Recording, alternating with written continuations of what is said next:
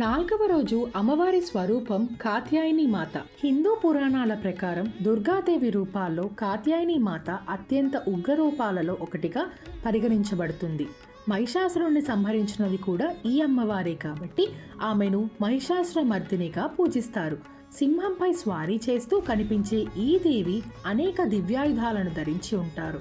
శివుడు ఇచ్చిన త్రిశూలం, విష్ణువు సమర్పించిన సుదర్శన చక్రం, వరుణుడు ఇచ్చిన శంఖం వంటి దేవతలందరి ఆయుధాలను ధరించి అభయ మరియు వరద ముద్రలతో భక్తులను కాపాడుతూ మహిషాసురుణ్ణి సంహరించింది.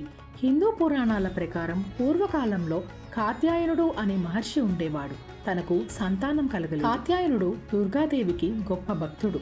ఘోర తపస్సు చేసి తన కుమార్తెగా అమ్మవారు జన్మించాలని కోరుకుంటాడు. తన భక్తికి పరవశించిపోయిన దుర్గామాత తన కోరిక మేరకు కాత్యాయనుడికి కుమార్తెగా జన్మించింది.